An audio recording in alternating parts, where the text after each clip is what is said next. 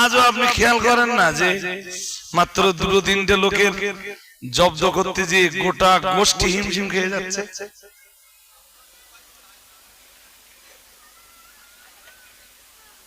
বুঝতে পারেন কথা ফিরেছেন কি?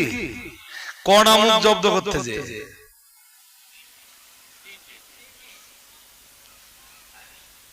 এত বেশি কথা বলা লাগবে না তো। একটা বিরাট ফাঁকা মাঠে দুদিকে দুটো স্টেজ তৈরি করে দেওয়া হোক, বিরাট ফাঁকা মাঠে আমাদের এই 2-3টে লোকের একটা স্টেজে তুলে দেওয়া হোক। কোনো বিচারক থাকবে না, কোনো ফয়সালাকারী থাকবে না, জনগণ নিজেরা নিজেরা সিদ্ধান্ত নেবে। ফয়সালা জনগণের উপরে। আমি বলছি আলোচনা শুরু হওয়ার আগেই স্টেজেই জয় পরাজয় নির্ধারণ হয়ে যাবে। গোটা গোষ্ঠীর জন্য আর একটা স্টেজ তৈরি করে দেওয়া হোক, আর তাদের ভাষায় যেটা কোম্পানি, আমার ভাষা না, কোম্পানির 2-3টে প্রোডাক্ট আর একটা স্টেজে দেওয়া হোক।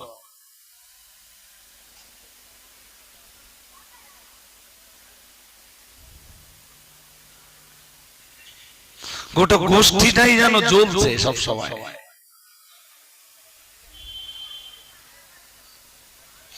আরে পাওয়ার তো মুফতি সাহেবের না, পাওয়ার মাতিন সাহেবের না, পাওয়ার রজব আলীর না, পাওয়ার কোরআন আর হাদিসের।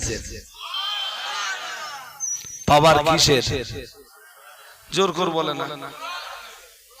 সূরা মুনাফিকুনটা খুলে একটু দেখবেন, সূরাতুল মুনাফিকুন 28 পারা একটা সূরা আছে। আল্লাহ মুনাফিকদের নামে একটা সূরা দিয়েছেন।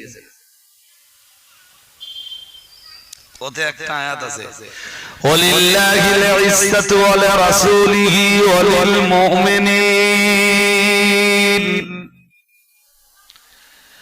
মহান আল্লাহ তাতে জানিয়েছেন ওয়ালিল্লাহিল ইজ্জা, মহান আল্লাহ জানিয়েছেন সম্মান সব আল্লাহর।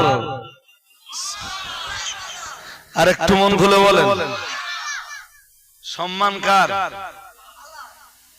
সম্মান সব কার? আল্লাহর। ওলে রাসূলিহি, সম্মান তার রাসূলের। আর একটু মন খুলে বলো সম্মান কার কার? আল্লাহ। তারপর কার? এই পর্যন্ত একটু মনে রাখুন।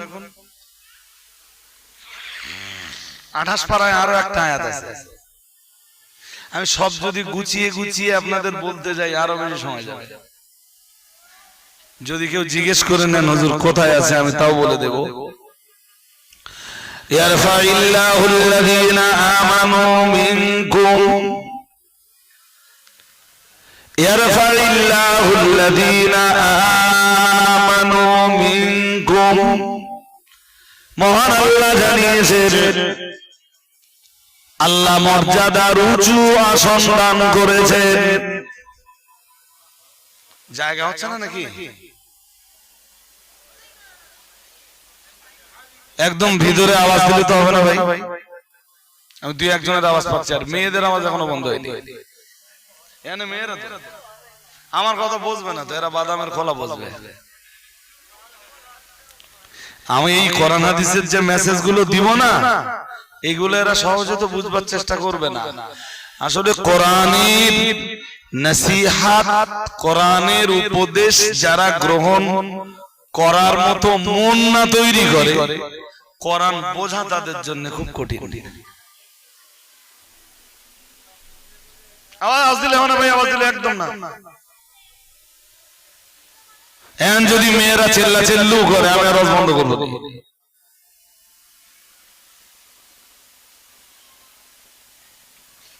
আসলে যাদের কিসসা কাহিনী শুনে শুনে অভ্যাস না, ওরা কোরআন বুঝবে না।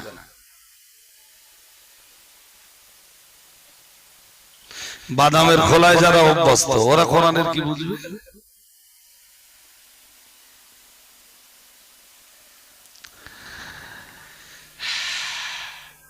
কি আয়াতটা পড়ছিলাম? ইয়ারফাইল্লাহুল্লাযীনা আমানু মিনকুম, মহান আল্লাহ জানিয়েছেন তোমাদের ভিতরে আল্লাহ সম্মান তাদের দিয়েছেন যারা ঈমান এনেছেন। সম্মান ঈমানওয়ালাদের, সম্মান মর্যাদার উঁচু আসন দিয়েছেন আল্লাহ ঈমানওয়ালাদের। আগের যে আয়াতটা পড়েছিলাম আর এই আয়াতটার সাথে আবার মেলান। ওয়ালিল্লাহিল ইজ্জাতু ওয়া লিরাসূলিহি ওয়া লিল মুমিনিন, মহান আল্লাহ জানিয়েছেন সম্মান আল্লাহর, সম্মান তার রাসূলের, এবং সম্মান তামাম দুনিয়ার ঈমান ওয়ালা, ঈমান ওয়ালি নারী পুরুষের। আরেকটু মন খুলে বলেন। ঈমান নেই সম্মান নেই, ঈমান আছে সম্মান আছে। সুবহানাল্লাহ বলবেন না? ঈমান না থাকলে কথা বলেন না। ঈমান যার যত মজবুত সম্মান তার তত বেশি। ঈমান যার যত দুর্বল সম্মান তার তত কম। অঙ্ক তো সহজ। আমার কথা বুঝতে পারেননি? দেখেন কে কি বলল, এই নিয়ে মাথা গরম করার সময় নেই। আর আমার তো মাথা সবসময় ঠান্ডা থাকে, সবসময় শান্ত থাকি। শুধু এইটা বিশ্বাস করি যে আল্লাহ কাউকে সম্মান দিলে সম্মানের আসন থেকে তাকে সরানোর ক্ষমতা কারোর। আমার তো শেষ হয়নি, আয়াতটা তো শেষই করতে দেননি। ইয়ারফাইল্লাহুল্লাযীনা আমানু মিনকুম, তোমাদের ভিতরে আল্লাহ উঁচু মর্যাদা দিয়েছেন তাদেরকে, তোমাদের মধ্যে যারা ঈমান এনেছেন। আমরা যেন বললাম, তারপর মহান আল্লাহ বললেন ওয়াল্লাযীনা উতুল ইলমা দারাজাত।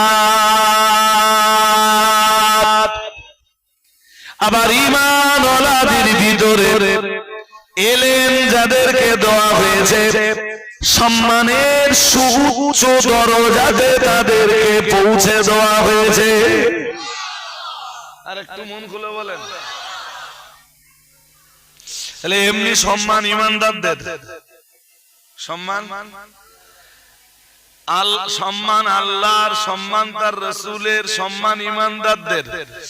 ঈমানদারদের ভিতরে এলেম যাদেরকে দেওয়া হয়, আল্লাহ এলেম যাদেরকে দান করেছেন, কোরআনুল কারীমের এলেম যাদেরকে আল্লাহ দিয়েছেন, হাদিসে নববীর এলেম যাদেরকে আল্লাহ দিয়েছেন, ইলমে ফিকহের ইলম যাদের আল্লাহ দিয়েছেন, ইলমে আকায়েদ আল্লাহ যাদেরকে দান করেছেন, ইলমে হিকমাত আল্লাহ যাদেরকে দান করেছেন, ইলমে মানতিক আল্লাহ যাদেরকে দান করেছেন, ইলমে উসুলে ফিক আল্লাহ যাদেরকে দান করেছেন, ইলমে নাহু যাদেরকে আল্লাহ দান করেছেন, ইলমে সারফ আল্লাহ যাদেরকে দান করেছেন, ইলমে বালাগাত আল্লাহ যাদেরকে দান করেছেন, ইলমে উরুস যাদেরকে আল্লাহ দান করেছেন, ইলমুল বায়ান আল্লাহ যাদেরকে দান করেছেন, ইলমুল বাদি আল্লাহ যাদেরকে দান করেছেন, উলুমুল কোরআন যাদেরকে দিয়েছেন, উলুমুত তাফসীর আল্লাহ যাদেরকে দান করেছেন, উলুমুল হাদিস আল্লাহ যাদেরকে দান করেছেন, মর্যাদার সুউচ্চ আসনে পৃথিবীতে যুগে যুগে তারাই পৌঁছে গেছে।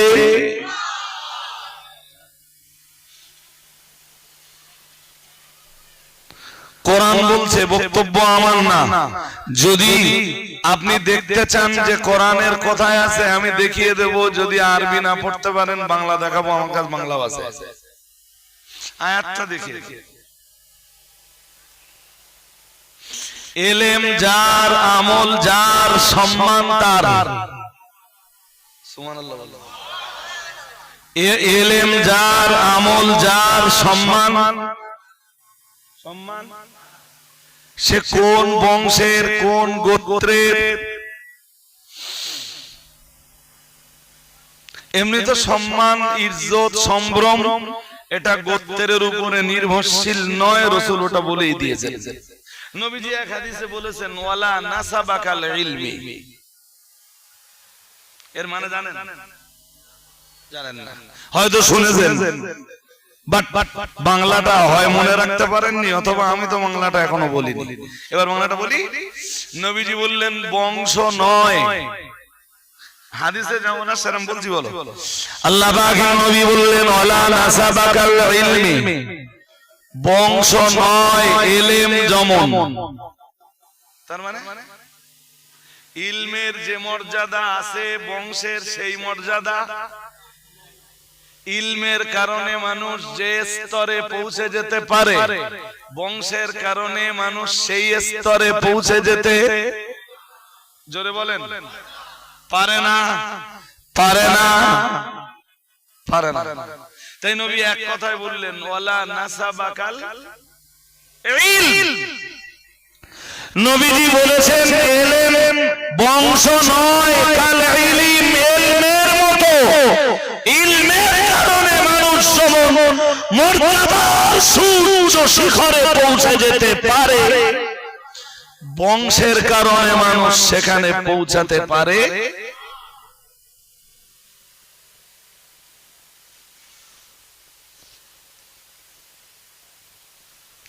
সম্মান যদি কারোর আল্লাহ দেয় টেনে নামানো যায়? জোরে বলুন।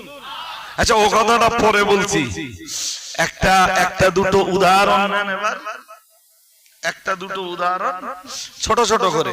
বেশি লম্বা চওড়া উদাহরণ নিলে আপনারাও মনে রাখতে পারবেন না, আর আমিও আপনাদেরকে বোঝাতে পারবো না। সূরা রহমান পড়েছেন? তার আগে আরেকটু রহমান পড়েছেন?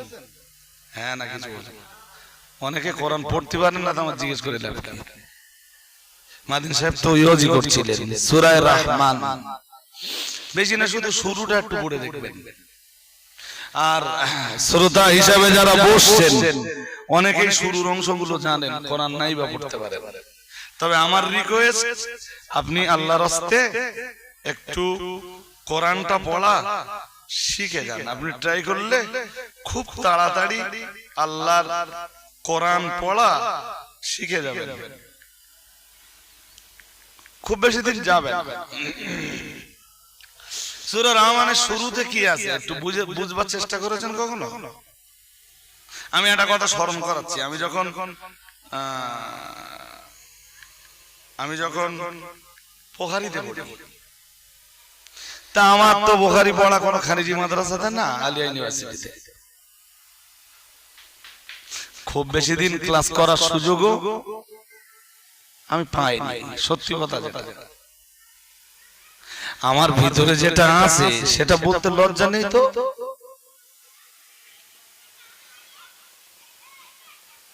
আমি খুব বেশি ক্লাস করার সুযোগ বুখারীতে পাইনি। প্রতিদিন বসিরহাট থেকে সেই আলিয়া ইউনিভার্সিটিতে যাব, আর আমার তখন যন্ত্রণা তো একটা না, আমার নিজের ছোট ভাই বোনদের দায় দায়িত্ব আমার উপরে, সাংসারিক দায় দায়িত্ব আমার উপরে। আমার নিচে আমার 1 2 3 4 চারটে ভাই বোন আমার নিচে।